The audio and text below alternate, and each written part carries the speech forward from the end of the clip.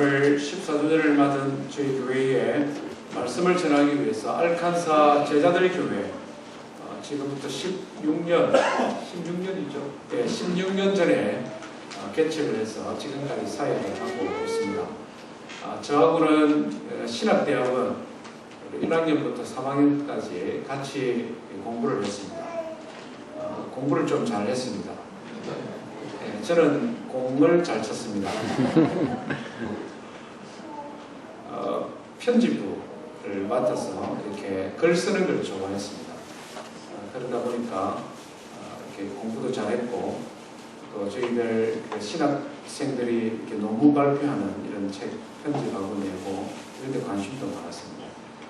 미국에도 저보다 조금 더 일찍 유학을 와서 공부도 저보다 조금 더 많이 했습니다. 목회도 저보다 잘하는 것 같습니다. 학교 다닐 때는 저는 성령파라는 별칭이 좀 있었습니다. 뜨거운 성령 하나님을 사모하고 학구파였습니다. 근데 목회를 하면서 이게 조금 바뀌는 것 같아요. 아주 뜨겁고 또 말씀도 얼마나 잘 전하는지 몇 년 전부터 미국으로 한국으로 이렇게 부흥회도 많이 다니고 아주 사역도 열심히 잘합니다. 오늘 참 이렇게 귀한 걸음 해주셨는데요. 동규희 목사님이 와서 또 이렇게 말씀 전한다고 하니까 한편으로 긴장도 좀 됩니다. 예, 그 마음 잘 아시죠?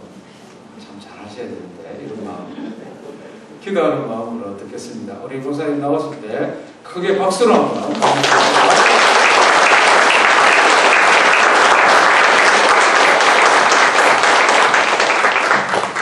잠시 기도하겠습니다. 자비로우신 하나님, 주의 은혜를 감사드립니다. 귀와 복된 교회 가운데 성회를 허락하여 주시고 또 하나님 앞에 이렇게 삼원 심령으로 모이게 하심을 감사합니다. 예비하신 말씀으로 우리를 축복하여 주옵소서. 하나님의 음성을 듣는 귀한 시간이 되게 하여 주옵소서. 광야 같은 세상을 지날 때에 주만 의지할 것이라고 우리가 찬송하고 고백하였듯이 주의 말씀을 듣는 가운데 더욱더 그 믿음 더욱더 새로워지게 하시고 오직 주의 은혜 가운데 넉넉하게 승리할 수 있는 삶이 되게 하여 주옵소서. 부족한 종의 모습은 십자가에 감춰 주옵시고 말씀만 있는 그대로 증거되게 하여 주옵소서. 예수님 이름으로 감사하며 기도드리옵나이다. 아멘. 할렐루야. 손편 드셨습니까? 추석날 집회를 한다는 게 상당히 좀 낯설 수 있을 것 같다는 생각을 했어요.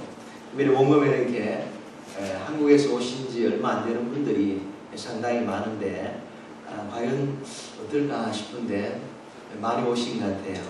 하나님의 특별한 은혜. 우리 예전에 한국에 있을 때 보면은 뭐 한가위만 나타나 하잖아요. 모든 게 풍성하지 않습니까? 이번 추석날부터 시작된 이 성회에 풍성한 정말 한가위 추석 보름 달덩이 같은 은혜가 있기를 주의 이름으로 축원합니다. 네. 요즘 보통 달덩이 별로 안 좋아하더라고요. 얼굴 좋습니다 이렇게 표현하기를 얼굴 달덩이처럼 멀합니다 하면은 저 살쪘다는 말이죠. 이렇게 표현하고 또 어떤 분에게 또 이제 옷을 너무 오늘 예쁘게 잘 입으셨네 하면은 목사님 그러면 예전 제가 거지처럼 부실부실하게 입었단 말입니다. 이렇게 반응하는 경우가 상당히 많아요. 그대로 받으시기 바랍니다. 옆에 분들 한번 축복하십시다. 보름달, 추석 보름달 달덩이 같이 그런 복 받으시기 바랍니다.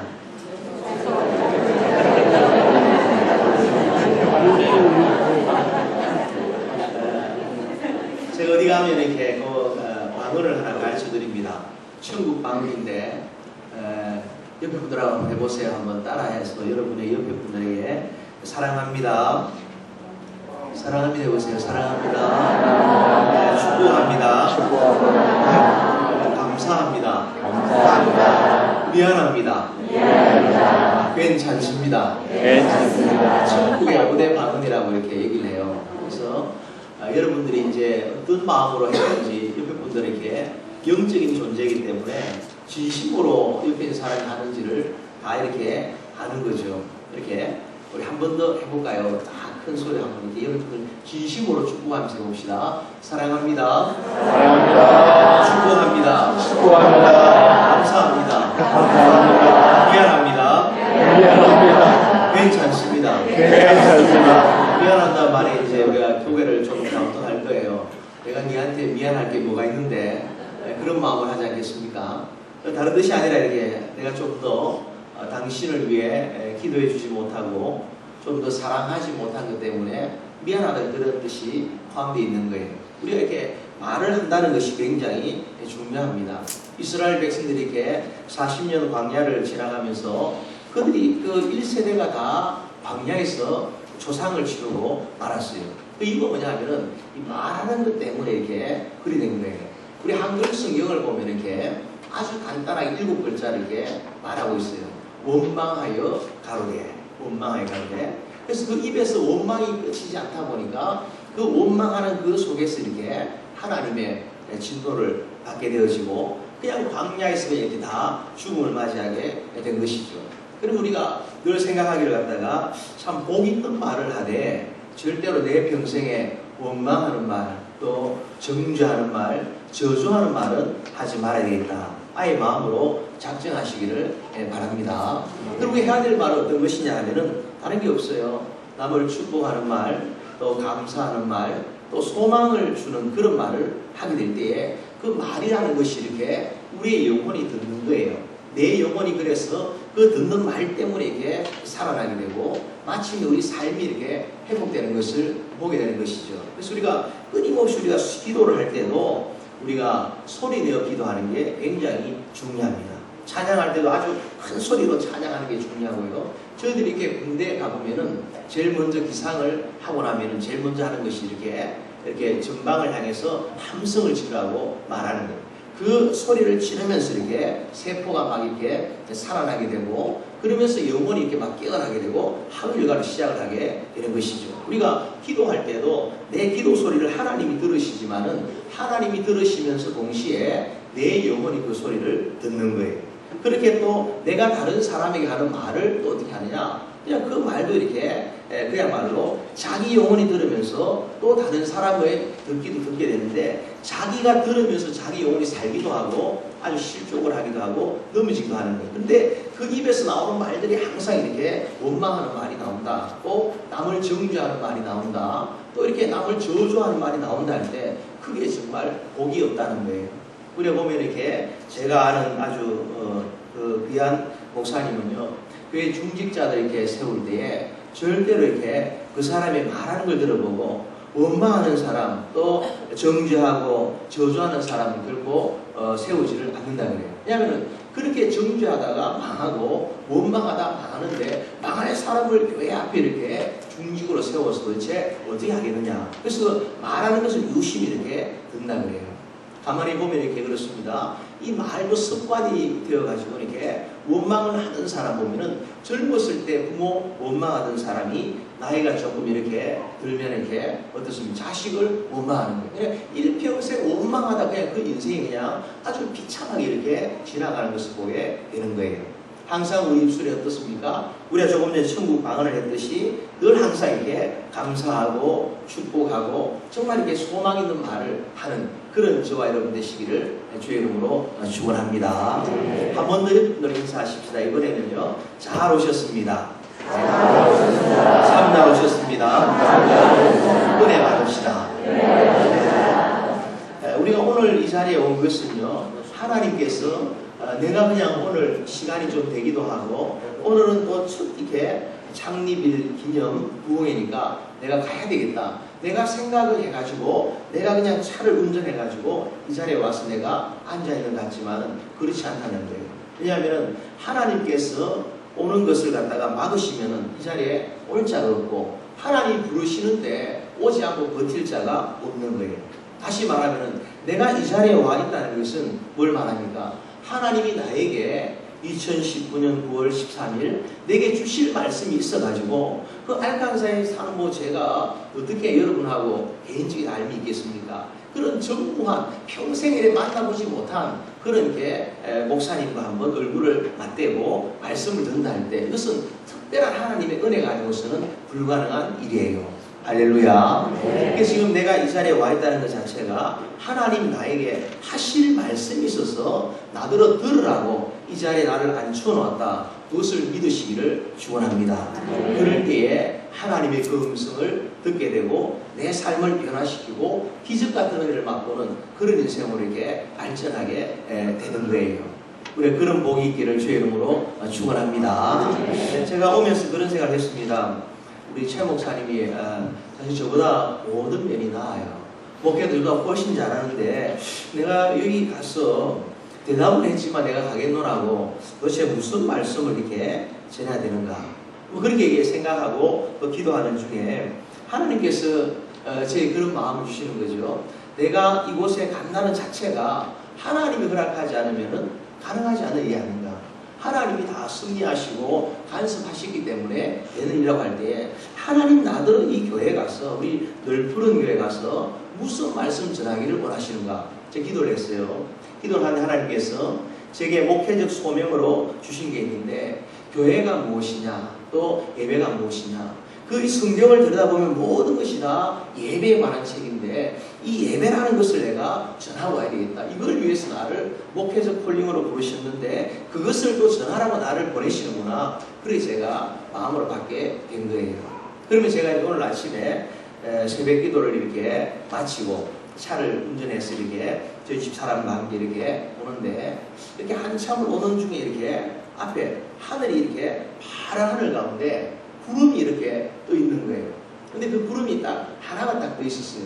저희 아내는 이렇게 피곤한 중에 이렇게 옆에 잘 주무시고 계시고 제가 열심히 운전하면서 이렇게 오는데 구름이 떠 있는데 그 구름의 모양이 어떤가 하면 이게 하얀 말의 모양을 하고 있는 거예요.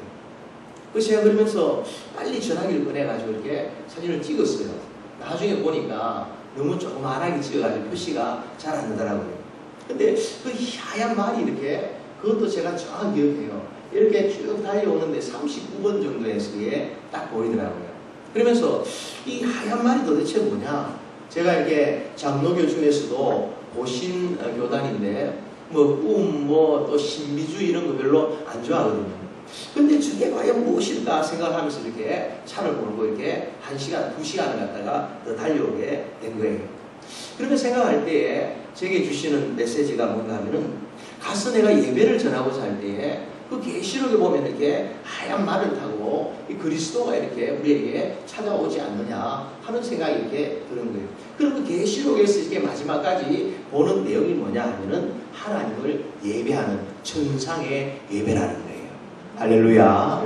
그런데 하나님께서 늘 푸른 교회에 가서 5번 말씀을 전할 때에 다른 어떤 것이 아니라 예배에 관한 말씀을 정확하게 전하고 오도록 하나님 나를 파송하시는구나.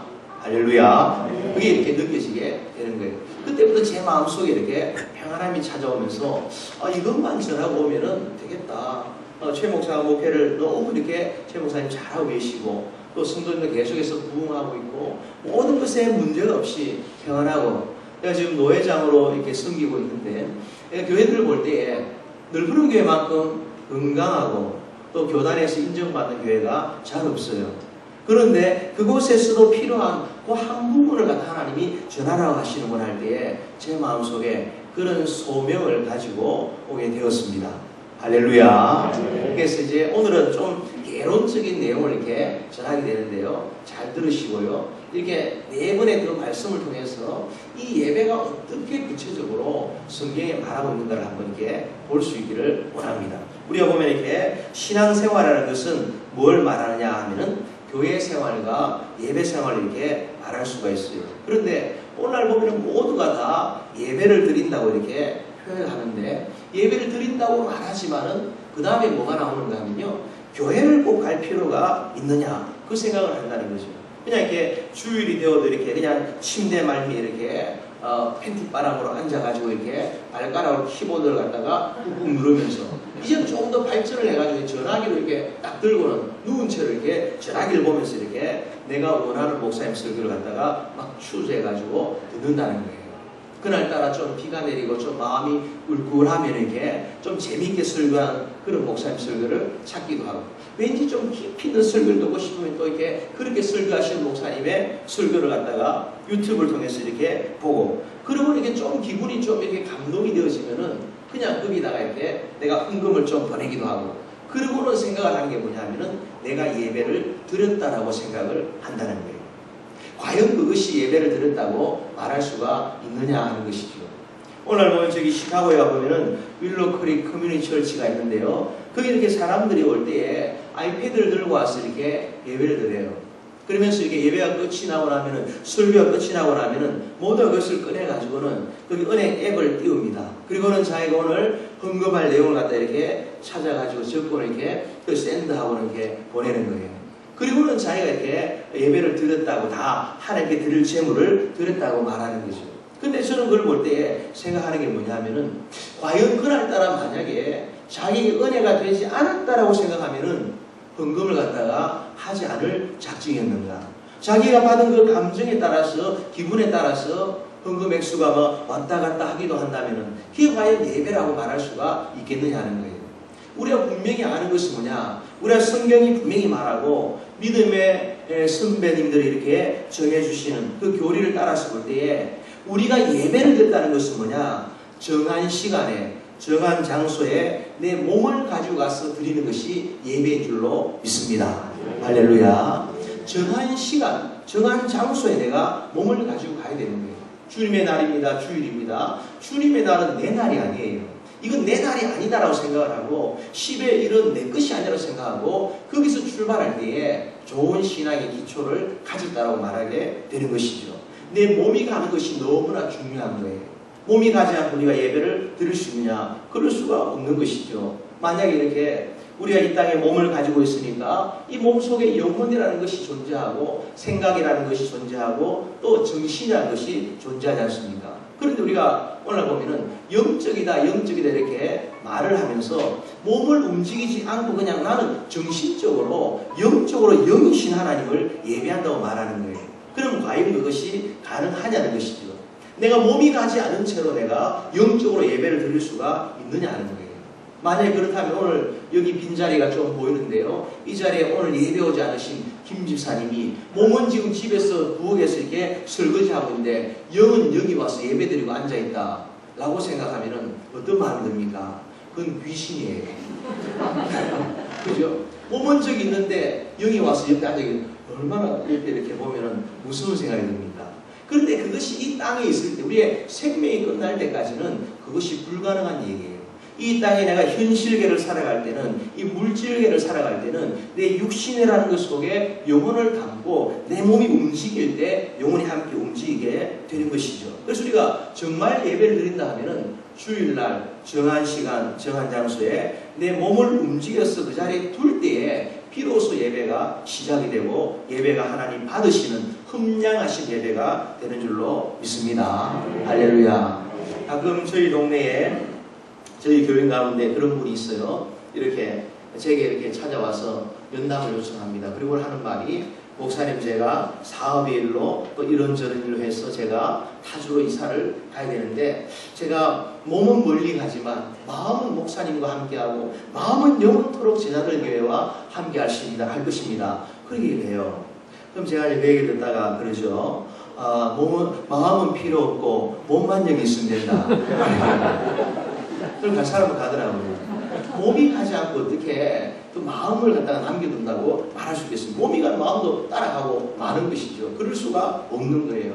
그래 보면 이렇게 또 예전에 이렇게 어르신들, 결혼하신 분들 이렇게 보면은 그냥 요즘에는 이렇게 젊은 사람들은 그저 이렇게 죽지 못하고 막 사랑한다 그러고, 뭐 부모가 반대를 하면 막 담을 뛰어넘어서라도, 머리를 깎아버리면 머리를 깎고서 담을 뛰어넘어서라도 그놈을 만나러 가잖아요.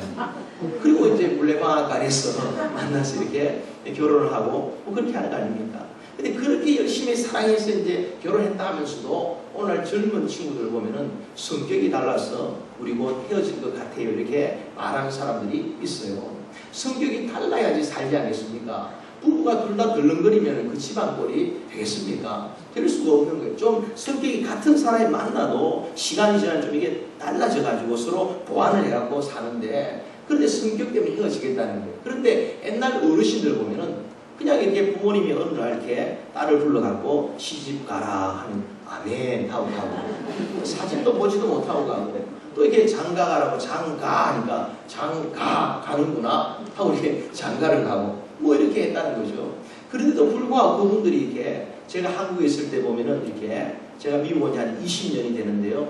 그러니까 한국에 있을 때 이렇게 보면은 막 요즘에는 장례식장이 마치 이렇게 뭐 카페처럼 이렇게 꾸며놨는데, 옛날에는 그냥 골목 구석으로 이렇게 장의차가 연구차가 이렇게 막 들어왔어요. 그러면 이제 집에 있다 보면 할머니가 막 바닥을 치면서 땅을 치고 대성통곡을 하고, 뭐 그릇을 왜 깨는지 모르지만 그릇을 막 깨면서까지 그렇게 하는 거예요. 그걸 보면서 이제 저 할머니 정말 저 할아버지를 사랑했는 모양이다, 그 생각을 하는 거예요. 거기다가 이렇게 할머니가 먼저 돌아가시고 나면 할아버지들이 오래 못 살고 더 이렇게 할머니를 빨리 따라가는 것을 갖다가 보게 되는 거예요. 근데 오늘 어떻습니까? 이렇게 남편이 이렇게 죽고 나면은 다 그런 거 아니지만 이렇게 그냥 화장실에 가서 이렇게 그냥 생명보험 남겨두기 때문에 땡큐 하니 하고 이렇게 그냥 이렇게 빠이빠이 하고 이렇게 새로 이렇게 그래야 되죠. 물론 뭐 돌아가신 분이지만, 근데 그 할머니 할아버지 어떻게 그런 사랑을 하고 사느냐 생각을 해보면은 다른 게 있는 게 아니에요. 몸이 같이 있었다는 거죠. 오늘날엔 집이 뭐 이렇게 방이 많아가지고 메스트 베드룸이라고 꼭 정해놓고 살고, 여기서 그냥 주 거주지가 되고 다른 방도 이렇게 각자가 있는데 뭐 서재도 있고 뭐 다 있잖아요. 안 되면 뭐 카우치 가서 자는 사람도 있고 막 그런데, 옛날에 그런 게 어디 있습니까? 그냥 방 하나에 그냥 아버지, 엄마, 아들, 딸들 쭉 일렬로 이렇게 자다가 아버지가 벌떡 일어나시면 이렇게 다 이불 개고 일어나고 다 그렇게 움직이는 거죠. 근데 그렇게 한 이불을 덮고 한 방에서 이렇게 몸이 함께 살다 보니까 여기서 또 합니까? 그 사랑이라는 것이 깊어진 거예요. 몸이 하나로 계속 가다 보니까 그냥 그게 정말 진짜 마음이 하나가 되고, 사진도 보지 않고 결혼했지만은 그 사랑이라는 것이 갖다가 너무 숭고한 느낌을 가지게 되는 것이죠. 그러면서 애들도 요즘은 뭐 하나밖에 안 낳지만 옛날에는 얼마나 많이 낳았습니까? 저희가 고향이 이렇게 경상북도 칠곡군 가산면 신곡동 335번인데, 거기 가보면 이렇게 다 저희 뭐 6촌, 뭐 8촌까지 다 수예요. 이수, 상수, 종수, 동수, 분수, 완수, 뭐 숫자는 다 들어가요. 그다음 마지막에는 안 되니까 끝수 형님도 있었어요. 이 끝수 형님이 왜 그래? 문화배 중에 막내가 끝수예요. 왜 끝수냐 할 때 말수라 이름을 갖다가 싫어해가지고 본인이 말수라는 말자가 너무 싫은 거예요. 그래서 이제 끝수라고 부르라고 끝수 형님, 끝수 형님 이랬어요. 근데 그 문화배들이 다 어떤 가면 다 잘 됐어요. 종갓집이고 아주 이렇게 축복을 받았는데, 그렇게 번성한 이유가 뭐냐 할 때 같이 한 몸 되어 사니까, 몸이 떨어지지 않고 사니까 그냥 그런 이렇게 복을 받고 자식들도 복을 받고 은혜 가운데 붙들려 산다는 것이죠. 오늘 이렇게 주일날 되면 또 그런 전화가 와요. 목사님, 오늘 날씨가 좀 좋아서 제가 다른 데서 이렇게 약속을 했는데, 제가 이렇게 목사님, 제가 교회 가서 그냥 앉아가지고 있지만은 딴 생각하면 앉아있는 게 좋겠습니까? 아니면 제가 비록 좀 멀리 가 있어도 목사님을 갖다가 깊이 묵상하고 생각하는 게 골프 치러 가겠다는 거예요. 그러니까 이제 그럴 때 제가 이제 말을 분명히 하죠. 못 알아들어도 자더라도 졸더라도 교회 와서 졸아야 된다. 주일날은 네 날이 아니다. 이렇게 정확하게 얘기를 갖다가 하는 거죠. 그래 몸이 가지 않고 되는 게 아무것도 없어요. 그런데 왜 그러면 오늘날 몸이 가지 않고도 내가 교회 생활을 하고 신자라고 말하고 할 수 있냐는 거예요. 미국에 보십시오. 사람들 물어보면은 당신 종교가 뭐냐 물어보면은 다 그리스도냐 그래요. 근데도 불구하고 교회로 가질 않아요. 모이질 않아요. 그러면 자기는 천국 갈 것이라고 이렇게 막 말을 하는 거예요. 그 이유 중에 아주 분명한 것 하나가 뭐냐면은 교회가 뭔지를 잘 모르기 때문에 그런 거예요. 교회라는 것이 뭐냐 물어보면요, 다 에클레시아라고 이렇게 말을 해요.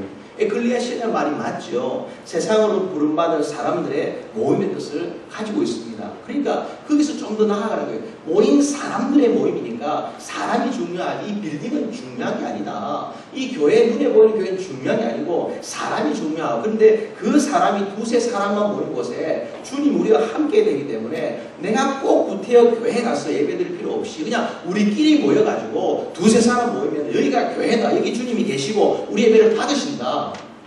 졸던 분 아마 아멘 할 뻔 할 거예요. 그렇게 바란다는 거예요. 그래서 저 서울에 가보면은 아주 이렇게 뭐 분당이나 대형교회 있는 근처 가보면은 11시가 돼도 교회를 가지 않고 그냥 스타벅스 같은데 별다방 같은 데 앉아가지고 이렇게 그냥 성경책을 펴놓고는 자기는 예배를 드린다고 착각하고 오해를 한다는 거예요. 그러면 과연 그것이 예배라 말할 수가 있느냐는 거예요. 물론 특별한 경우에는 그럴 수 있겠죠. 예수님 우편 한편 강도는요. 교회 가보지도 않고 천국을 갔는데 그게 어떤 사람의 로망일 수 있어요. 그냥 평생 그냥 자기 하고 싶은 대로 죄를 짓고 싶은 대로 다 짓고 자기 생각대로 다 살다가 마지막에 천국으로 꼬리 한다면 그것만큼 복 있는 게 어디 있겠냐 그런 생각을 해요. 그러나 그게 그렇게 마지막에 천국으로 꼬리 하는 보장도 없지만은 또 우리가 아는 게 뭡니까? 그 사람은요 천국에서는 어떤 면에서는 정말 가난하고 불행한 사람이라고 할 수밖에 없는 거죠. 왜 그렇습니까? 주를 위해서 눈물 흘려 본 적도 없고 주를 위해 충성해 본 적도 없고 주를 위해 땀 흘려 본 적도 없는 그런 사람이 되어버린다 할 때 그게 어떻게 우리가 바라볼 그런 로망인 그런 존재가 될 수가 있느냐 하는 거예요. 여러분 눈에 보이는 교회를 향해서 우리가 예배를 드린다 할 때는 주님의 날에 주님의 교회를 향해서 우리 몸을 움직여 봐야 될 줄로 믿습니다. 눈에 보이는 이 교회는요 거룩한 하나님의 임재가 있는 장소예요. 우리 여기 뭐 중남부는 이렇게 다 기독교적인 색채가 강하고요. 저희 알칸사 같은 경우에도 주일 되면 이렇게 토요일 밤 12시가 되면은 게스테이션에 이렇게 비어 박스 이런 데는 아예 락을 해버려요. 주일날 술을 못 팔도록 하잖아요. 여기도 그렇죠? 그렇죠? 예. 이거 너무 좋잖아요. 근데 저기 LA 같은 데 가보면은 뭐 LA 살다 오신 분이 죄송하지만 잘 오셨어요. 근데 이렇게 그 LA 같은 데는 이렇게 그냥 영적인 환경이 너무 어려운 거예요. 최근만 해도 이렇게 강단에서 이렇게 동성에 대해서 반대를 하면은 그냥 감옥에 가는 그런 SR 몇 번이라는 그런 법이 막 이게 막 발동이 되려고 이렇게 막 하고 있는 거예요. 그러다 보니 교회적인 형편도 너무 어려워요. 교회마다 분쟁이 많고요. 분쟁이 있는 데마다 서로 이렇게 막 법정으로 가는데 우리 교회에서 만나는 당회장 목사님과 장로님이 법정에서 서로 이렇게 만난다니까요. 한 편이 돼서 만나는 게 아니고 반대편에 있어서 만난다는 거예요. 그 어느 교회가 이렇게 분쟁이 있어가지고 교회가 이렇게 나눠지게 됐어요. 그래서 한 팀이 이렇게 저 파괴 파빌리온을 빌려가지고 예배를 드리게 된 거예요. 그러니까 첫째 주가 되니까 처음 이렇게 만나니까 너무 좋다고 서로 이렇게 박수를 쳤다는 거죠. 왜냐하면은 우리가 이렇게 소풍 온 것처럼 예배 드리니까 너무 행복하다는 거예요. 두 번째 주가 딱 되니까 어떠냐? 그리 보니까 이렇게 앞으로 우리 어떻게 될까 생각하면서 눈에 눈물이 글썽이다는 거예요. 셋째 주가 된 그 중에 절반이 다 더 이상 보이지를 않더라는 거예요. 왜 그렇습니까? 눈에 보이는 교회가 너무나 중요하다는 거죠. 제가 이 건물을 갖다가 마치 우상시하는 건물주의자 같은 그런 얘기를 하는 게 아니에요.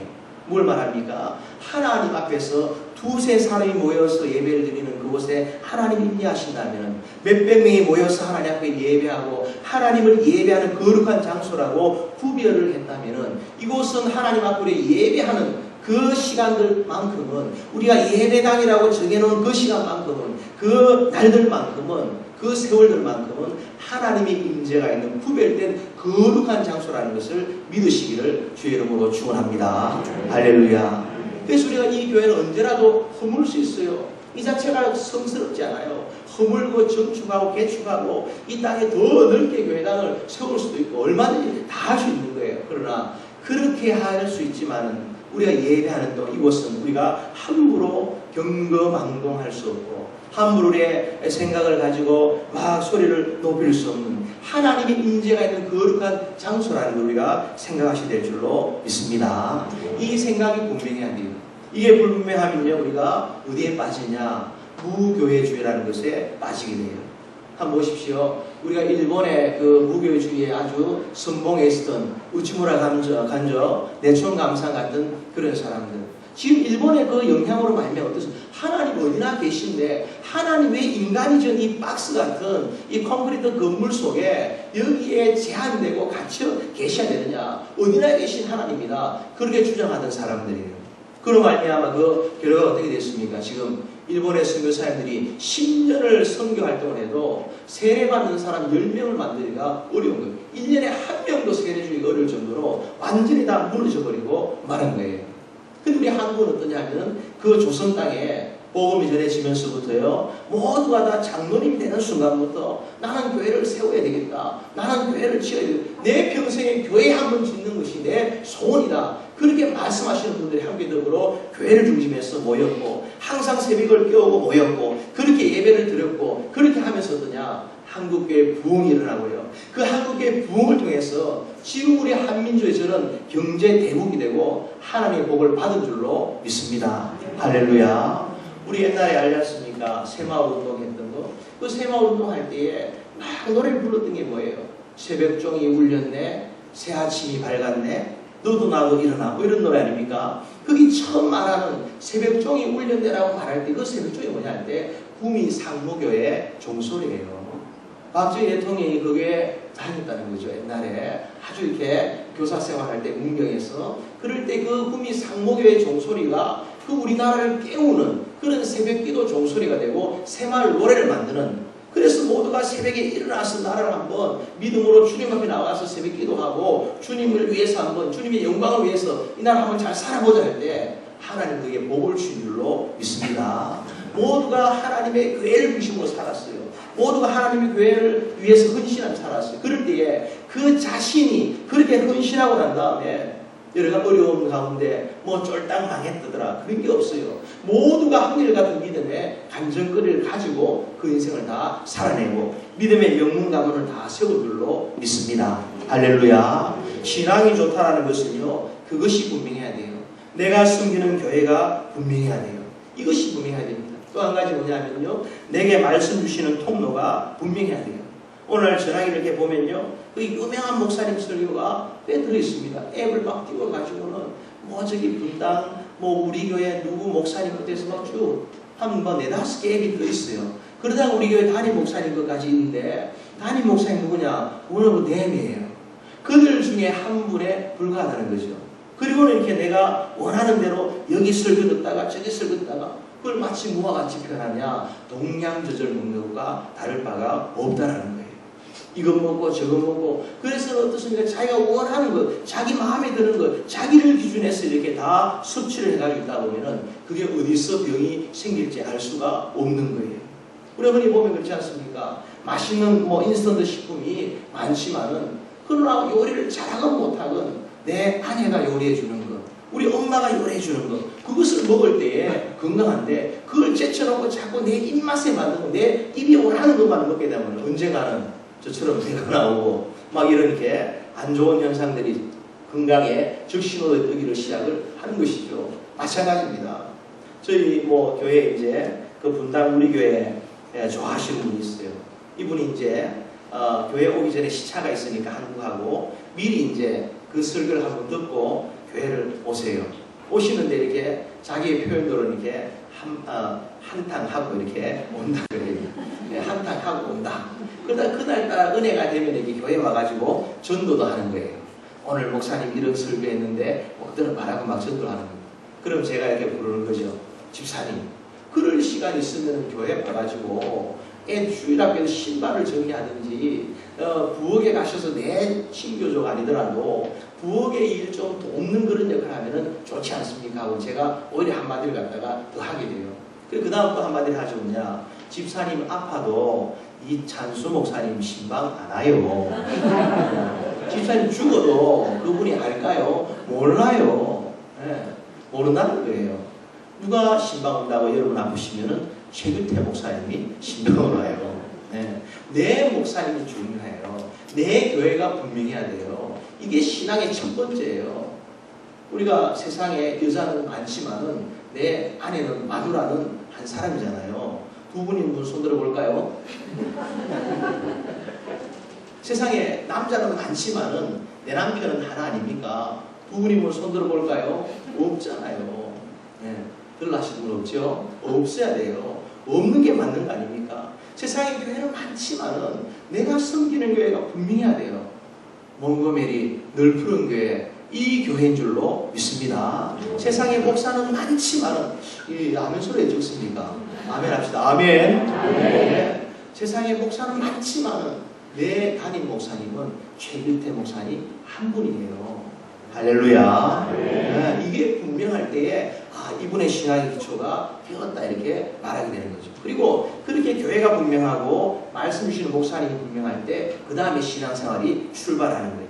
신앙생활이 출발할 때에 하나님이 성경을 보고 또 봐도 성경이 기록해 주신 것을 보고 또 보고 성경을 100번을 읽으면 여러분 모두가 제 의견에 동의를 할 것입니다. 그게 뭐냐면은 하나님 우리에게 복 주시기 원하시는 분이시다. 할렐루야. 만복의 근원이 하나님이시에요. 그러니까 복이 10,000개가 있는데 그 중에 내게 주신다는 게 아니고 온 우주에 충만한 복을 가신 분이 하나님이시라는 거예요. 그러면서 그 만복의 근원이신 하나님께서 우리에게 뭐 하기 원하시냐? 복 주시기를 원하신다는 거예요. 그러면서 그 복을 주는 기준이 있는데 그 기준이 뭐냐 할 때 하나님 앞에 드리는 예배라는 거예요. 예배가 불분명하면은 그 사람의 인생이 뭐 왕이든 뭐 무슨 권세자든 권력자든 상관이 없어요. 한순간 하나님이 치워버리시는 것 갖다가 보게 되는 거예요. 열왕기의 왕들의 역사를 한번 쭉 보십시오. 그 중에 보면 어떻습니까? 다른 기준이 없어요. 우상을 섬기면은 아무리 지혜롭고 똑똑하고 잘 나가던 그런 왕이라 할지라도 하나님을 섬기지 아니하고 우상을 섬긴 그 순간 하늘 문을 닫아버리시는 거예요. 하늘 문이 열려야 되는데 하늘을 닫히지 못했습니까? 비가 내리지 않아요. 비가 내리지 않으면 어떻습니까? 농사를 지어도 흉년이 들죠. 흉년 들면 기근이 찾아옵니다. 기근이 지나고 나면 어떨까요? 먹고 살기 위해서 방황을 하게 돼요. 그러다 보면 남에게 잡혀먹죠. 마치 먹고 살기 위해서 누군가의 노예가 된다는 뜻이에요. 마치 집 나간 둘째 아들이 아버지 집을 떠나고 나니까 짐승이 먹는 돼지가 먹는 지엄열매도 마음껏 먹지 못하는 그런 신세가 되듯이 하늘문이 닫혀버리니까 나라에 비가 내리지 아니하고 이웃 나라가 일어나가지고 그 나라를 갖다 잡아먹는 것을 갖다가 보게 되는 거예요. 기준은 뭐냐? 하나예요. 하나님을 예배하느냐 아니냐 거기에서 모든 기준이 이렇게 나타나게 되는 거예요. 그리고는 그 하나님을 예배하는 자에게는 그가 어떤 죄를 짓고 어떤 부족함이 있고 어떤 연약함이 있어도 하나님 섬기는 게 분명한 그 한 사람의 신앙을 통해서 하나님 그 나라 전부에게 복을 주시는 것 갖다가 보게 되는 겁니다. 할렐루야. 오늘 말씀에 보면요. 우리 6절 말씀을 중심해서 보는데요. 우리 한 번 더 읽어보십시다. 시작. 예루살렘을 위하여 평안을 구하라. 예루살렘을 사랑하는 자는 형통하리로다. 아멘. 이게 예루살렘이 뭘까 생각을 해보는 거예요. 그렇게 보니까 바로 위에 예루살렘이라는 곳이 그냥 이스라엘 수도인가? 그게 아닌 것 같아요. 그러면 우리 1절부터 읽은 것을 쭉 올라가 보면은 부제가 붙어 있어요. 부제에 뭐라 되어 있습니까? 성전에 올라가는 노래 이렇게 되어 있어요. 또 121편에 이렇게 보시면요. 산을 향하여 눈을 들리라. 나의 도움이 어디서 옳고 이렇게 말하고 있어요. 나의 도움이 어디서 옳고. 그러면 산을 향해 눈을 드는데 도움이 온다는 거예요. 그 산이 왜 그럴까요? 그 산 위에 시온산 위에 바로 하나님의 성전이 있기 때문에 그래요. 그러면서 우리 이것을 한 번 더 증명을 해보십시다. 사도행 1장 4절 이렇게 가보시면요. 사도행 1장에 가보면 제일 유명한 게 1장 8절 말씀 아닙니까? 1장 8절 말씀 가운데 성령이 임하면은 너희가 권능을 받고 유대와 사마리아 땅까지 이르러 정인이 되리라. 그러니까 성령, 권능, 정인 이게 하이라는 말로 연결돼요. 엔드라는 말이에요. 그러니까 이것이 동시적으로 이루어진다는 거죠. 성령이 임하면은 권능이 임하고 정인이 이렇게 된다는 거예요. 그런데 그 말씀 가운데 이것보다 더 유명하고도 더 중요하고도 아주 심각하게 우리가 봐야 될 바로 본문이 바로 4절이에요. 4절 한번 읽읍시다. 시작. 사도와 같이 모이사 저에게 분부하여 가라사대 예루살렘을 떠나지 말고 내게 들은 바 아버지의 약속하신 것을 기다리라. 아멘. 여기서 예루살렘이 나타나고 있어요. 이 예루살렘이 뭡니까? 예수님이 부활 승천하시면서 하신 말씀이 4절이에요. 예루살렘을 떠나지 마라. 예루살렘을 떠나지 말아요. 그런데 예루살렘을 떠나지 마라 했을 때에 이 제자들이 어디를 갑니까? 바로 1장 13절 밑에 조금 이렇게 내려가 보십시오. 보면 어떻게 되어 있습니까? 들어가 저희 유하는 다락에 올라가니 그렇게 되어 있어요. 그러니까 저희가 유하는 다락에 올라갈 때 이 다락이란 말 앞에 뭐냐? 헬라어로 정관사, 영어로 말하면 더라는 정관사가 들어있어요. 그러니까 이미 저들이 알고 있던 그 다락으로 올라갔다는 거예요. 이게 어딥니까? 마가의 다락방이에요. 예루살렘을 떠나지 말라는 것은 마가의 다락방에 머물러라는 거예요. 머물면서 뭐라고요? 성령을 받고 권능을 받고 정인될 준비를 하라는 것을 말하고 있어요. 그러면서 그 마가의 다락방에 저들이 주님의 말씀에 따라 전심을 다하여 기도하였고 그 오순절 성령이 강림을 하였고 거기서 변화된 베드로가 일어나서 하나님 말씀을 복음을 가까움 전했고 그 말씀을 들은 사람들이 어떠합니까? 자신들의 죄를 회개하면서 세례를 받고 거기 3,000명이 회개하고 세례받은 말미암아 초대 예루살렘 교회가 탄생을 하게 된 거예요. 할렐루야.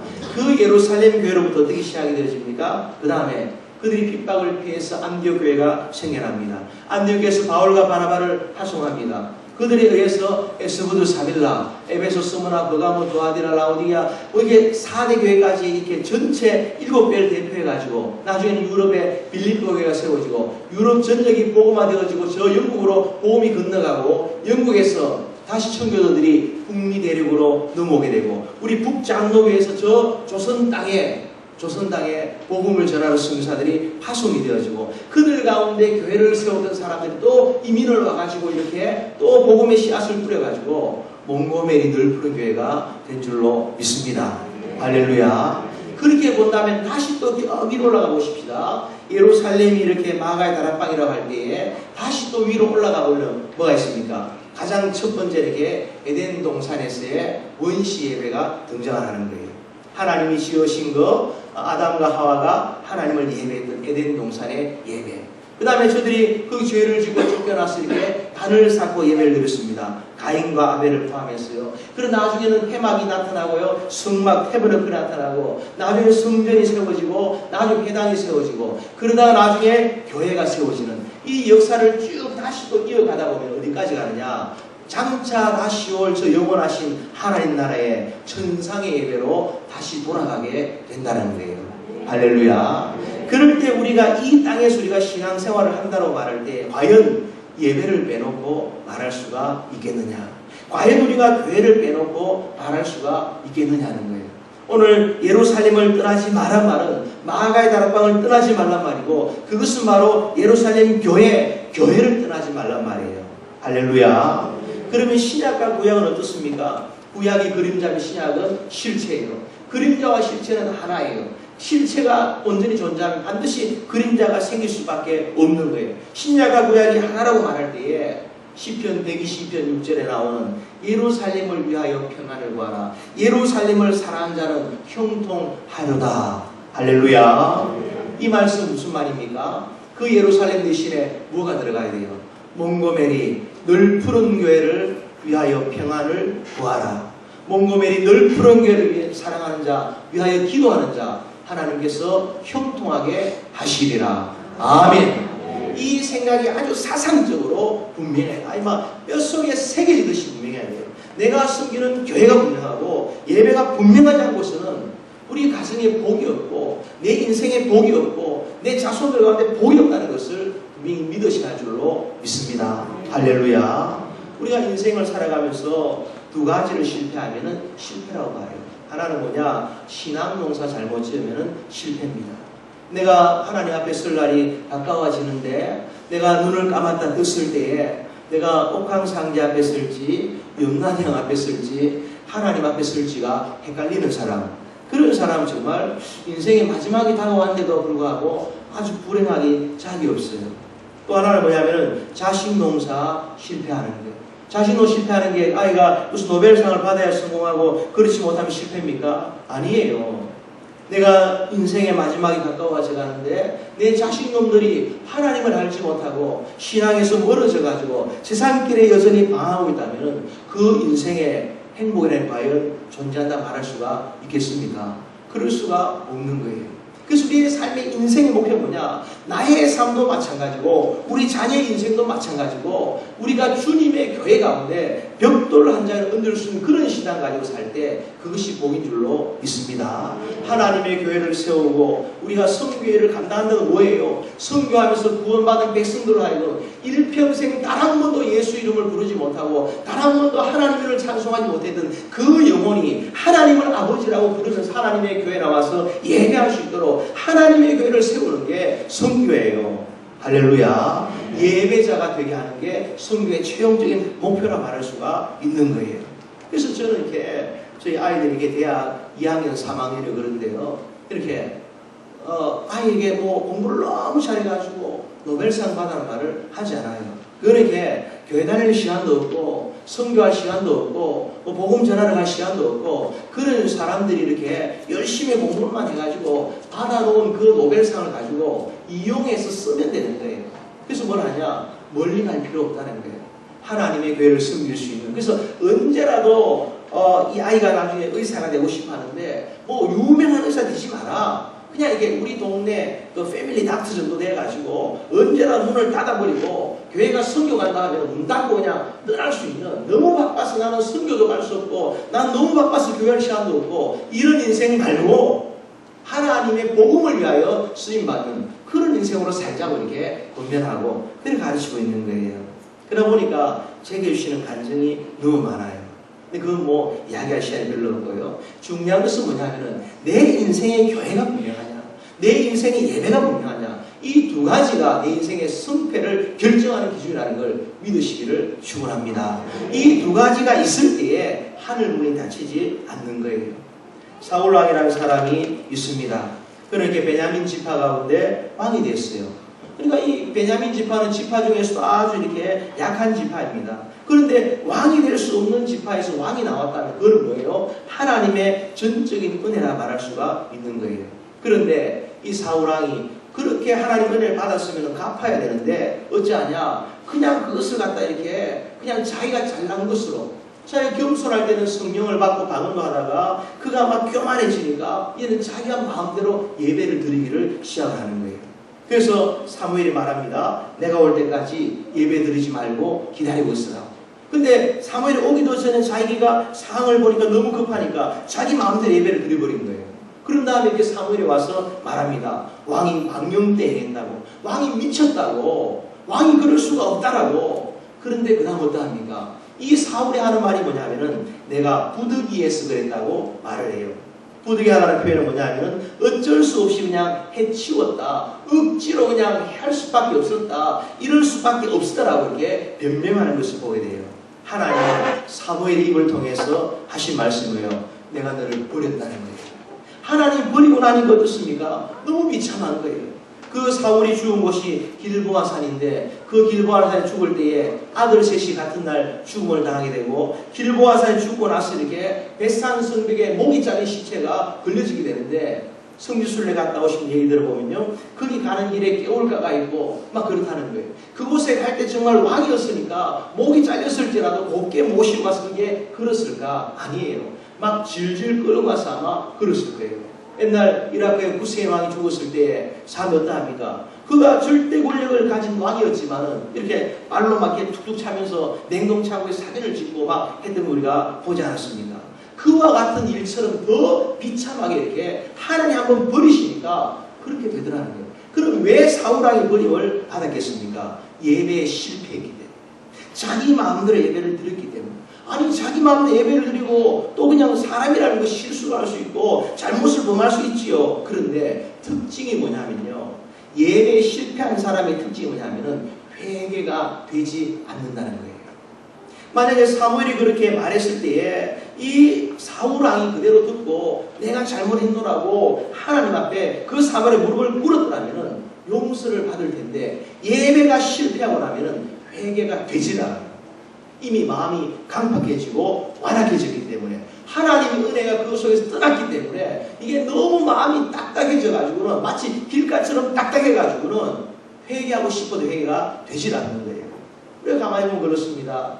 우리 인생에 하나님 앞에 붙어 있어가지고 늘 예배 가운데 말씀을 들을 때에 하나님의 말씀이 교책 바의 아닙니까? 교훈과 책망과 바르게 함과 의로 교육하기에 유익하니 그렇게 책망하는 음성을 들을 수 있어야 되는데 그 예배 때 실패하니까 예배가 실패하니까 말씀이 들리지 않고 책망을 받지를 못하니까 그냥 자기가 잘난 줄 알고 이렇게 가다가 교만함으로 말미암아 예배가 무너지니까 자기가 잘못하고도 주님 앞에 하나님 앞에 회개할 줄을 모른다는 거예요. 우리가 가만히 보십시오. 사울왕은 그렇게 버림을 받았는데 다윗은 사울보다 세상적으로 보면은 더 큰 죄를 지었는데 불구하고 다윗은 하나님이 그를 붙들으시고 그를 축복하는 걸 보십시오. 이스라엘의 국기의 이 별이 뭡니까? 다윗의 별이에요. 마태복음 1장에 보시면요, 아브라함과 다윗 자손 예수 그리스도의 세계라고 다윗을 그 예수님의 계로 가운데 정확하게 이름을 넣고 있는 것을 갖다가 보게 되는 거예요. 하나님 불공평하지 않습니까? 다윗이 무슨 죄를 지었어요? 오늘날 치면은 미투 같은 거 아닙니까? 자기 권력을 이용해가지고 부하의 아내를 빼들어가지고 간음죄를 짓고 그 부하를 갖다가 살인 교사를 하고 뭐 그런 죄를 지은 사람이 다윗 아닙니까? 근데 이 사울이 지은 죄는 그냥 우리 식으로 표현하면은 주일날 예배하면 안 간 거예요. 주일날 예배하다가 그냥 딴 생각한 거예요. 그냥 딴짓하고 앉아있다가 온 거예요. 그거 아닙니까? 그런데 불구하고 사울은 버리고 어떻게 다윗을 살리시냐는 거예요. 이유는 뭘까요? 다윗은 회개하였는데 사울은 회개하지를 못한 거예요. 왜 회개하지 못했을까요? 예배가 실패하고 나면요, 조금 더 자기의 부족함이 보이잖아요. 조금 더 내가 죄인이라는 것을 알지를 못하는 거예요. 내가 여전히 의인이고 내가 잘났고 나는 예배를 드려준다라고 생각하는 거예요. 나는 교회 가준다라고 생각하는 거예요. 하나님 나를 부르셨다는 생각보다는 내가 예배를 한번 드려주는 것으로 오해하고 착각하고 그냥 목사님 얼굴을 세워준다라고 생각하게 되는 거예요. 이것이 뭐냐? 망하는 지름길의 문을 열게 된다는 거예요. 우리 한번 보십시오. 가인과 아벨이 제사를 드렸습니다. 하나님이 가인의 제물은 받지 않으시고 아벨의 제물은 받으셨어요. 그런데 그때 보면은 성경에 뭐라고 하느냐? 이 가인과 그 제물은 받지 않으시고 아벨과 그 제물은 받으시고라고 말해요. 제물만 드려서 예배가 되는 게 아니라 그 자신이 어떤 마음으로 주님 앞에 나오냐, 자신이 어떻게 들으시냐가 주님이 중심을 갖다가 보신다는 거죠. 그런데 그렇게 하나님이 가인 예배를 받지 않았어요. 하나님 버리실 이유가 없죠. 그런데 불구하고 버림을 받았어요. 왜 그럴까요? 가인이 그 하나님 받지 않은 예배 때문에 얼굴 안색을 바꾸기 때문에 그래요. 얼굴 안색이 왜 바뀝니까? 하나님, 나는 예배를 드렸습니다. 나는 내가 추수한 농사의 재물을 가지고 예배를 드렸는데 나는 드렸는데 하나님 왜 안 받으시는 겁니까? 그렇게 말하는 거예요. 문제가 무엇일까요?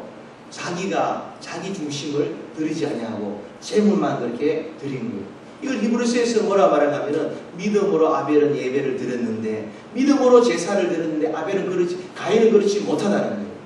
그렇지 못한 정확한 표현이 무엇입니까? 자기 마음으로 다 드리지를 못했다는 거죠. 그리고는 그렇게 안색이 변했다는 것은 그가 예배에 실패했다는 증거가 되는 거예요. 왜냐하면 내가 진심으로 하나님 앞에 예배를 드렸다면 하나님이 내 예배를 받지 않았다면 어떻게 됩니까? 내게 잘못이 무엇인가? 왜 내 예배를 받지 않으신가? 그것을 생각하고 자기를 돌아봐야 되는데 그렇게 아니하고 하나님의 안색이, 하나님이 왜 나의 안색을 바뀌도록 받지 않으신가? 거기에 초점 맞출 때에 그거 어떠합니까? 마음이 완고해지는 거죠. 그 완고한 마음은 어떻게 되어집니까? 동생을 쳐서 살인죄를 범하게 되고 그 자손들이 음란과 향락을 따라가는 그런 자손들에게 흘러가버리고 말았다는 거예요. 우리는 어때야 됩니까? 예배를 드릴 때마다 이렇게 내가 기준이 되면 안 되는 거예요. 내가 안색 바뀔 일이 없어야 되는 거예요. 여러분, 예배 드리고 난 다음에 안색이 변하지 않기를 주의 이름으로 축원합니다. 하나님은 내 예배를 왜 안 받으시는 거야? 이렇게 생각할 게 아니라 그 이유가 뭘까를 생각하면 자기의 부족함을 돌아볼 수 있는 은혜가 우리에게 있어야 하는 거예요. 미국에 있다 보면 한국에서 가끔 전화가 옵니다. 어느 날 이제 은퇴 권사님이 전화를 했어요. 전화를 해가지고 목사님 이럴 수가 있습니까? 무슨 일입니까? 하니까 이제 권사님들 모이면서 이렇게 예배를 드렸는데 이 권사님이 사회를 보신 거예요. 사회를 보고 이렇게 들어갔는데 앉아있는 제일 앞줄에 목사님이 이렇게 설교를 하시다가 설교 내용이 용서에 대한 거였어요. 7번에 7번이나 용서했나 하는데 그 자리에 앉아 계시다가 내가 며느리에게 좀 용서 못한 것도 있고 정말 그렇게 많이 용서할 수 있는 삶을 어떻게 살까 그 생각을 했다는 거예요. 그런데 그 생각할 때 목사님이 앞에 계시다가 한마디를 하신 거죠. 권사님 쫄지 마세요. 이렇게 한 거예요. 그게 이분이 이제 상처가 돼가지고 어떻게 목사님이 나는 좋은 게 아닌데 졸았다고 저렇게 하시느냐. 그 때문에 상처되어 제게 전화를 이렇게 한 거예요. 제가 그걸 듣고는 이렇게 어떤 말 했느냐. 어떤 말 했을 것 같습니까? 목사님이 졸았다면 좋은 겁니다. 그랬어요. 이분이 이제 알았다고 이렇게 전화를 이렇게 끊었어요. 그런 다음에 얼마 있다가 전화가 다시 온 거예요. 그리고는 이렇게 제게 하는 말이 뭐냐면 그렇습니다. 제가 목사님이 졸았다면 좋은 게 맞습니다. 그러는 거예요. 그걸 하시는 말씀 뭐냐. 제가 설명도 하기 전에 얘기를 하시더라고요. 이렇게 그날따라 제가 목사님 말씀을 들어야 되는데 자꾸 며느리 용서 못한 거 생각하고 있으니까 그걸 하나님이 막 깨우시려고 제발 목사님 말씀 들을 시간에 무슨 생각하고 있냐고 목사님 말씀 들으라고 그 나를 깨우시려고 목사님을 사용하셨다라고 그렇게 받는 거예요. 그래서 목사님이 졸았다면 좋은 게 진짜 좋은 게 아니라 딴 생각하는 것이나 좋은 거나 다를 바가 없지 않느냐 이분이 그렇게 받은 거예요. 그렇게 되고 나니까 어떻습니까? 목사님 원망할 것도 없고 오히려 자기의 부족함을 갖다 돌아보고 회복이 되게 되더라는 거예요. 저희 모친 이야기입니다. 연세가 이렇게 80이 되셔도 뭐 70 중반쯤에 있었던 일인데요. 뭐 그렇게 되는 거예요. 그냥 그게 되지 않는 그러나 우리가 가만히 돌아보면은 신앙이 좋다는 것은 뭘 말하겠어요. 결국에는 나는 틀렸고 하나님은 옳습니다. 여기까지 갈 수 있어야 돼요.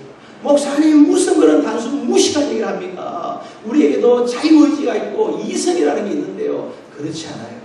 정말 신앙을 깊이 들어가다 보면요. 주님이 옳고 나는 틀렸습니다. 여기까지 가는 거예요. 저도 예전에 이렇게 신앙이 아주 지금보다 아주 순수할 때, 청년 때에 제 기도 제목이 뭐였는가 하면요. 그거예요. 하나님, 로봇처럼 되고 싶어요. 그랬어요. 왜냐하면 로봇은 그냥 이렇게 막 배럴리만 집어넣으면 움직이잖아요.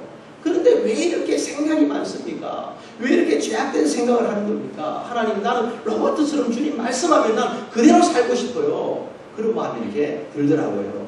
네. 여러분도 신앙이 이렇게 지금도 좋아 보이시지만은 정말 신앙이 좋을 때 언제 하면은 주님 뜻대로요. 무슨 고난이 있건 뭐 접촉 사고가 나든 집안에 우한이 상관이 없어요. 모든 게 다 주님 뜻대로 주님이 하신다면은 주님 뜻대로 하옵소서. 주님 처분에 맡기겠습니다. 여기까지 가게 될 때에 이분의 신앙을 하나님 인정해 주시고 그분의 신앙의 삶들 가운데 길을 열어주실 줄로 믿습니다. 할렐루야. 그 신앙의 상태를 뭐라 표현하냐면요. 지독하게 예수 잘 믿는다고 표현하는 거예요.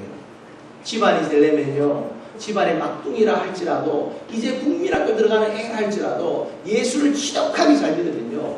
그 사람에게 그 아이에게 하나님이 권세를 주셔가지고 그 집안을 막 일으키는 것 같다가 보게 되는 거예요. 그런데 그 집안에 한 사람도 제대로 예수 제대로 믿는 사람이 없다. 지독하게 예수 믿는 사람, 나는 낮이나 밤이나 하나님의 교회가 안 된다. 주님의 교회에 산다. 이런 사람이 없다면 진짜 어떤 면에서는요. 별로 집안에 소망이 별로 없는 거예요.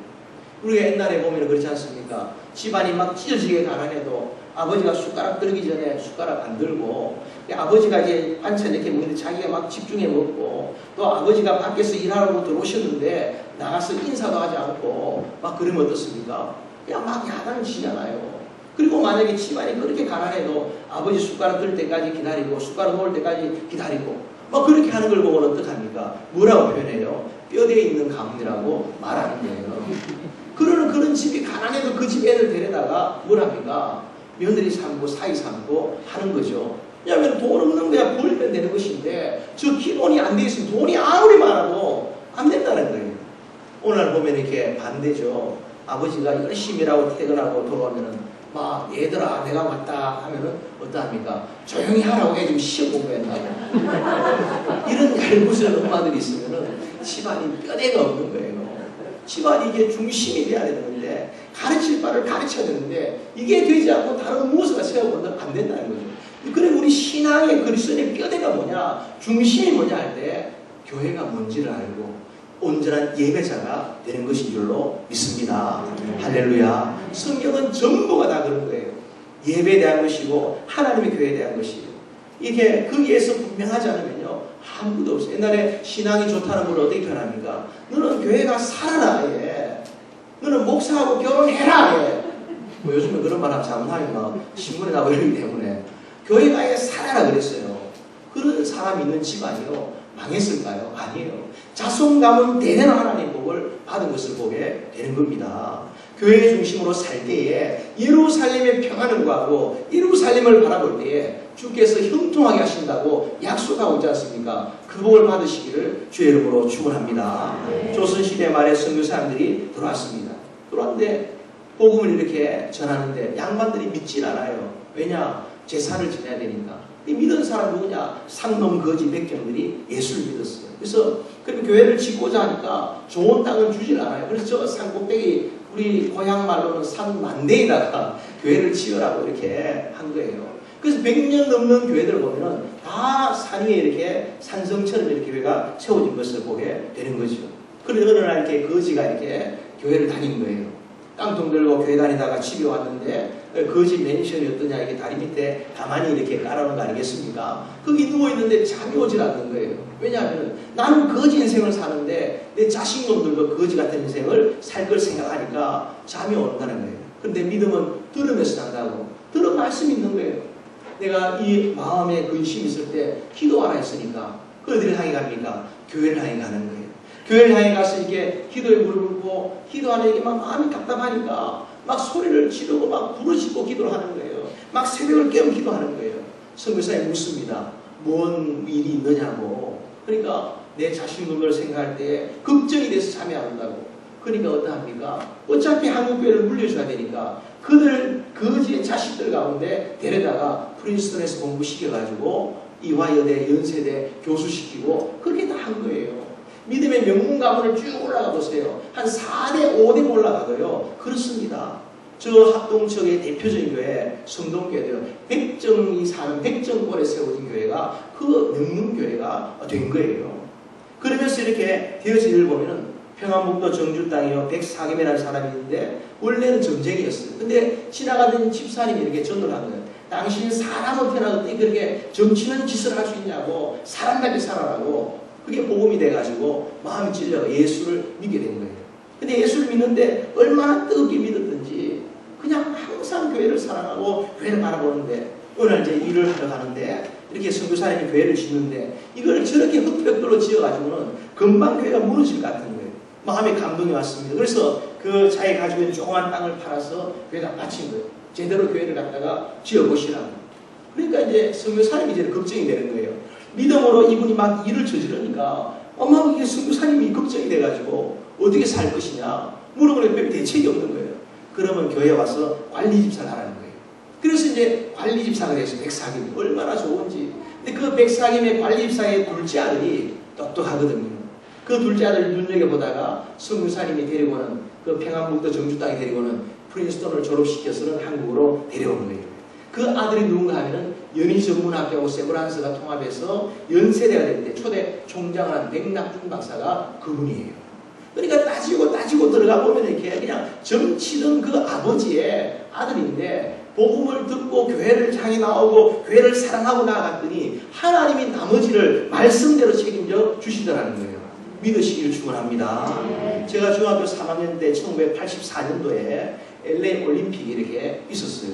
그런데 보면은 식전 행사를 이렇게 하는데 무슨 일이 있나 하면은 처음에 한번 기억을 한번 여러분 더듬어보세요. 어르신분들은 처음에 이렇게 이 개척자들이 와가지고는 처음에 교회를 짓고 그 다음에 이렇게 학교를 짓고 그 다음에 자기 집을 지었어요.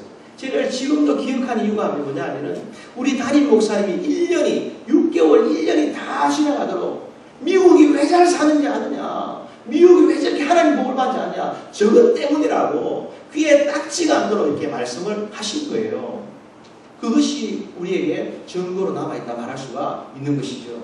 러시아가 한번 보십시오. 그러니까 옛날에는 참 교회들이 막 성처럼 이렇게 궁전처럼 지어졌던 그런 곳입니다. 그러다가 1917년에 볼셰비키 혁명이 나가지고 공산화가 되지 않습니까? 그런 다음에 1984년도인가요? 러시아와 한국에 대해 수교를 맺은 다음에 거기서 사람들이 온 거예요.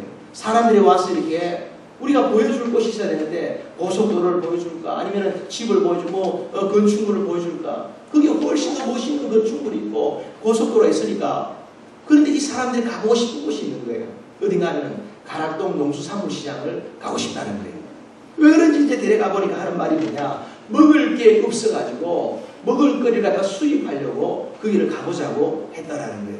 하나님을 떠나고 나니까 교회가 무너지고 나니까 그냥 먹는 입에 들어가는 음식 하나도 제대로 마음껏 먹지 못하는 그런 나라와 민족이 대버린 것 같다가 보게 되는 거죠. 제가 영국을 이렇게 가봤습니다. 영국 가보니까 교회당들이 팔려나가요. 교회당들이 이렇게 막 음식점으로 팔려가고 빵집으로 팔려가고 막 술집으로 팔려가고 댄스장으로 팔려가더라고요. 댄스장은 왜일까요? 이렇게 기둥이 없으니까 아마 자꾸 돌리기에 좋았더라고요. 그러다 보니까 이 교회가 다 무너집니다. 한인교회 목사님들이 다 자기를 선교사라고 표현해요. 그래 후원을 받을 수 있으니까. 교회가 막 무너졌는데 어느 날 선교사님 저를 데리고 이제 어느 건물을 가보는 거예요. 겉을 보니까 교회당이 멋있게. 그리고 옆에 건물 팻말이 2개 서 있는 거예요. 한쪽에 뭐라 되어 있냐면 목사님의 오늘 설교 제목이 뭐고 주일날 뭘 했고 담임 목사님 누구시고 이름이 있어요. 한쪽에 뭔가 있냐면 언더 21이라고 적혀 있는 거예요. 지하로는 못 들어간단 말이에요. 이 말은 뭐냐? 위에는 교회인데 밑에는 나이트 클럽인 거예요. 이게 영국의 현실이에요. 그러다 보니까 영국을 가보신 분은 알지만은 이 닭정벌레처럼 조그만 차이다가요. 길은 또 좁아 막 터진 데다가 그냥 자랑하는 건 막 외국에서 훔쳐온 그런 뭐 그런 거 그냥 구경시키는 것 외에 그냥 막 집들도 조그마한 호텔이 별이 4개라고 들어갔는데 삐그덕 하면서 침대가요. 물도 제대로 나오지 않는 그런 곳이 돼버리고 만 거예요.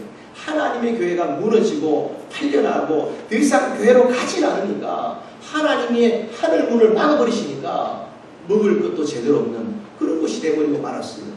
그럼 미국은 어떻습니까? 어디를 가도 먹을 수 있고 어디를 가도 잠을 자기 편하고 어디를 가도 요즘 뭐 안전하다고 하기엔 좀 그런 문제들이 많이 나타나지만 미국만큼 번성한 곳이 바로 없더라는 거예요. 여러분 하나님 앞에서 우리가 바라볼 것이 뭐냐? 다른 게 없어요. 하나님 앞에 예배가 온전하고 교회 생활이 온전하고 내게 말씀 주시는 목회자에 대한 관점이 분명할 때 하나님 그 복을 주신 줄로 믿습니다. 할렐루야. 이제 곧 마치겠습니다. 제가 말이 엄청 빠르죠. 목사님 일부러 봤습니다. 설교 얼마나 유명하게 짧게 설교한 자는 복이 있나니 다시 청함을 받을 것입니다.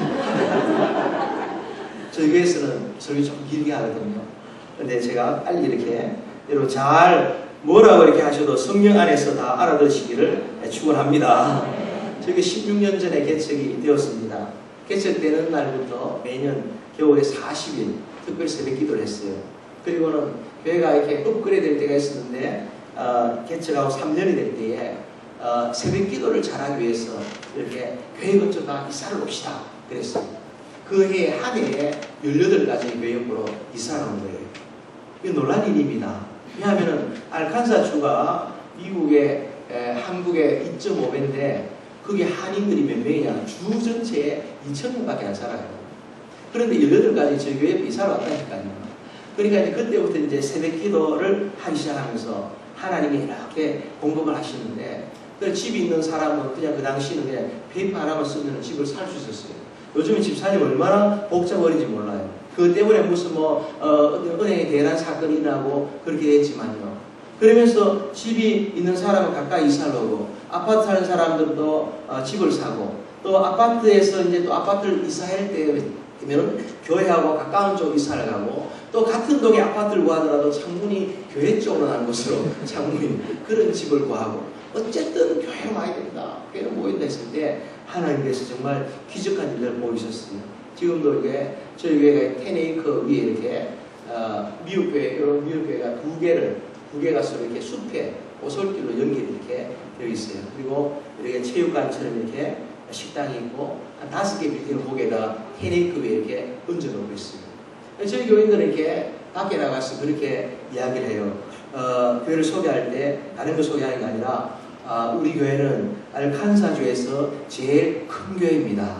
이렇게 말해요. 몇 명 모인지는 물어보지 마시라. 주 전체 2,000명이라니까요.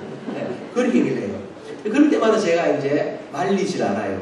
왜냐하면 자기 교회 자랑하는데 전도하기 위해서 자기 교회 욕하는 사람도 많고 할 짓이 없어서 담임 목사 욕하는 사람이 있는 이 세상에, 이 악한 마지막 세상에 밖에 나가서 교회를 자랑하는데 뭘 하겠어요. 또 그게 알카사 리브가 쫙 그러는데 그 밑에 저희 교회에 있어서 교회인데 또 나가서 얘기를 해요.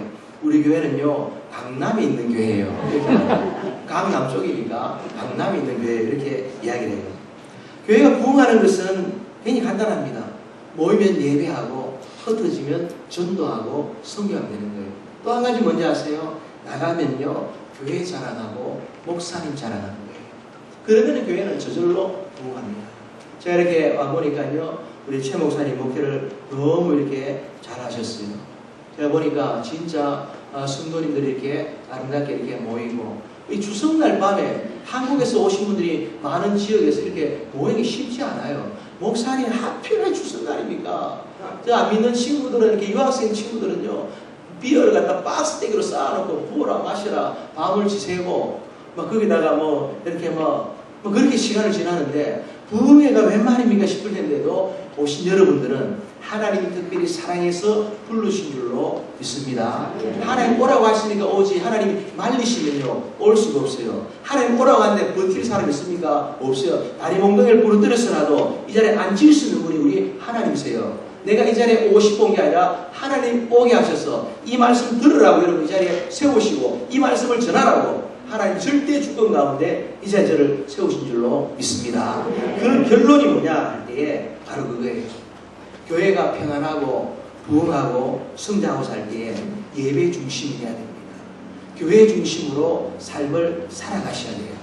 저희는 장로님이 4분이신데 10년을 매주 2시간 반 성경 받은 분들이고요.